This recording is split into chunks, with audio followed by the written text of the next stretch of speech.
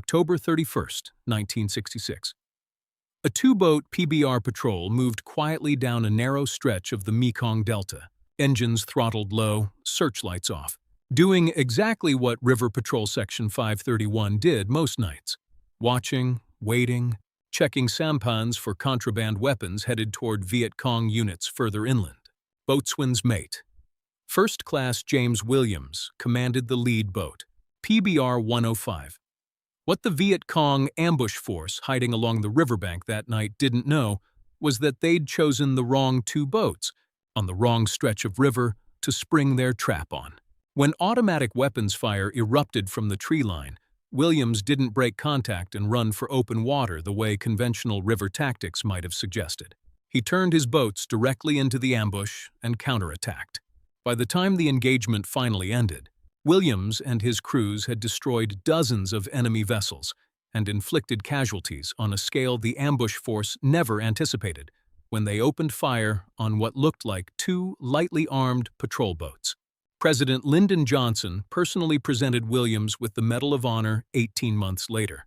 To understand how a fiberglass-hulled pleasure boat design became one of the most aggressively effective weapons platforms in the entire war, we have to go back to a design meeting that lasted less than a week.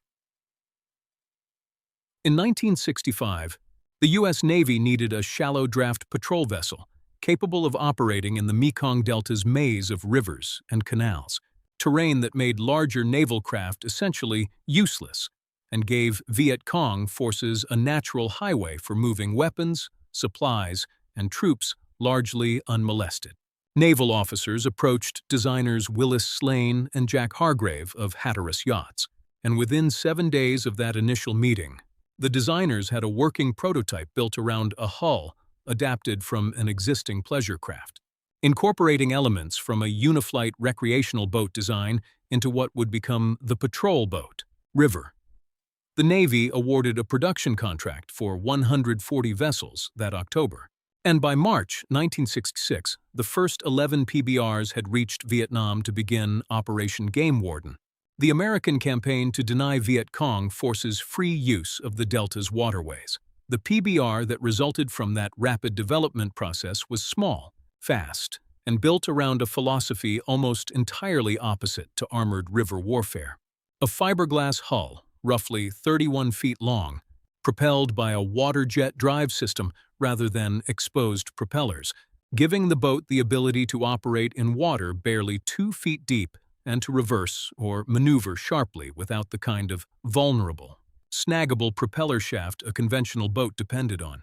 Twin 50 caliber machine guns mounted forward, additional M60 machine guns, and later, automatic grenade launchers covering other arcs gave a two-boat PBR section genuine, concentrated firepower despite minimal armor protection. Speed and maneuverability, not armor plating, were the boat's actual defense, a design trade-off that put enormous pressure on crews to win an engagement quickly rather than simply absorb punishment and survive it. That trade-off shaped PBR doctrine from the very beginning. A stationary boat in a narrow canal, caught by automatic weapons or rocket fire from a concealed riverbank position, offered an ambush force exactly the kind of fixed, predictable target every Viet Cong tactic along the Delta's waterways was specifically designed to exploit. PBR crews trained to do the opposite of what instinct might suggest.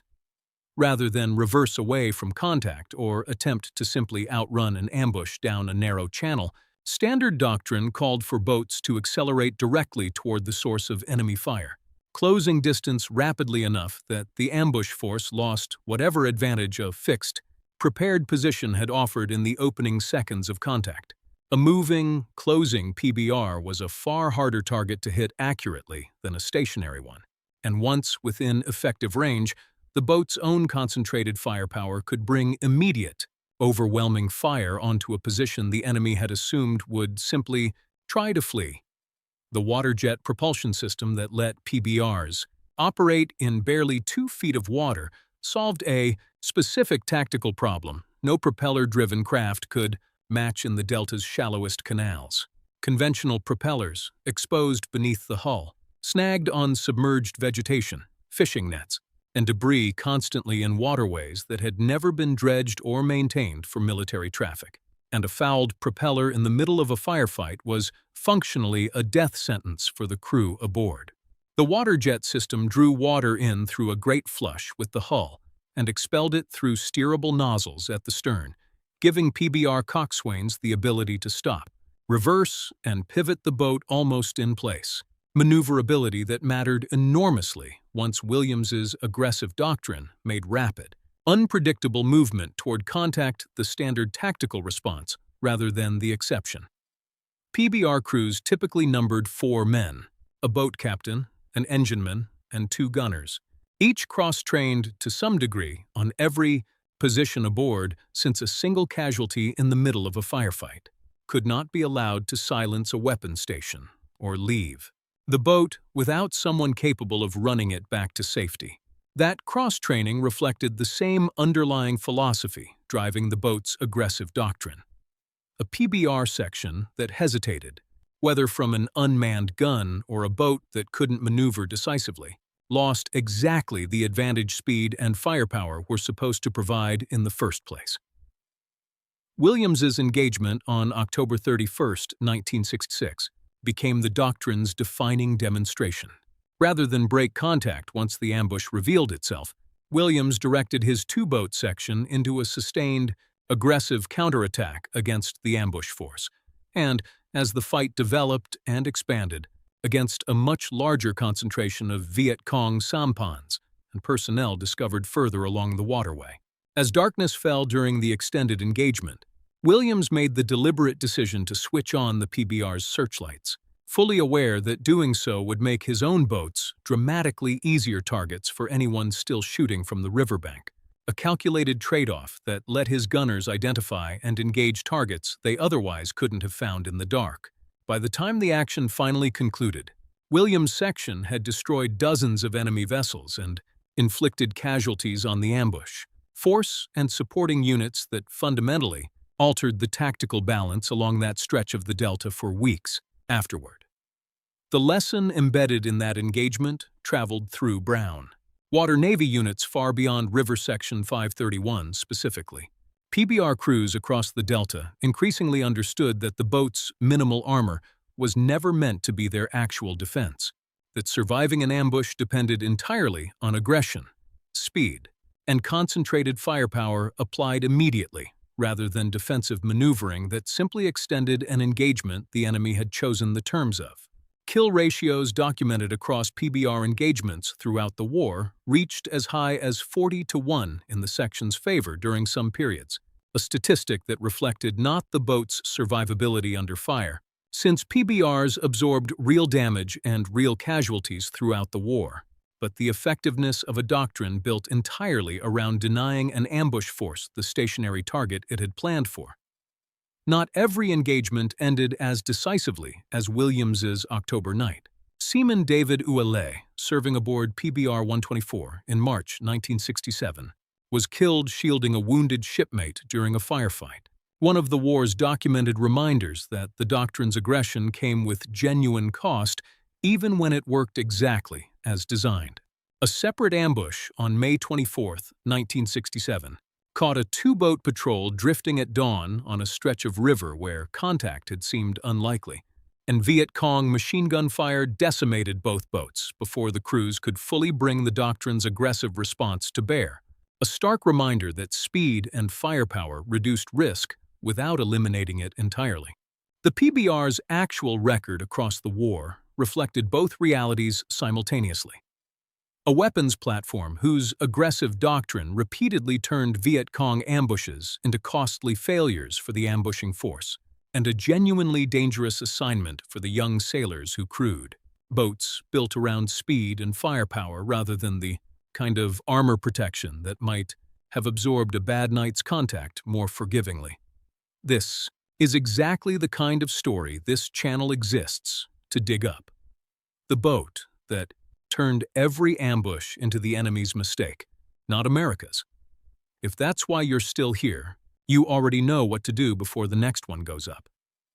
Task Force 116, the parent command overseeing Operation Game Warden, expanded the PBR fleet steadily through 1966 and 1967, as the aggressive doctrine's results made the case for itself in engagement after engagement. By March 1967, an upgraded Mark II variant had reached the Delta, carrying improved armament and speed over the original Mark I boats. Williams and his crew had fought in the previous October. Refinements driven directly by lessons learned from actual combat rather than testing conducted stateside. The Mobile Riverine Force, a joint Army-Navy command established in February 1967, extended the same basic philosophy to larger, more heavily armored river assault craft operating alongside PBR sections, combining the smaller boats' speed with heavier firepower for operations against more substantial Viet Cong concentrations along the Delta's main waterways. Williams himself downplayed the engagement in later interviews with the same understated tone common among sailors who'd survived the war's more chaotic nights, crediting his crew's training and the boat's own aggressive doctrine rather than any individual decision he'd made under fire. That modesty did little to diminish how thoroughly the October 1966 engagement reshaped brown water Navy tactics for the remainder of the war, cited repeatedly in training materials and unit histories as the clearest possible demonstration of what happened when a PBR section refused to behave like the easy target an ambush force had planned for. By the time Vietnamization transferred the PBR fleet to the South Vietnamese Navy in December 1970, the doctrine Williams had demonstrated in October 1966 had become standard practice across the entire brown water Navy, embedded in training and unit histories specifically because it worked, repeatedly, against an enemy that kept choosing ambush as its preferred tactic along the Delta's waterways, regardless of how consistently that choice ended badly once a PBR section turned into the contact instead of away from it. A design finished in less than a week, built on a pleasure boat hull never intended for combat, had become one of the most consistently aggressive weapons platforms of the entire war, precisely because its crews understood. From Williams's first engagement onward, that stopping was never actually the safer option.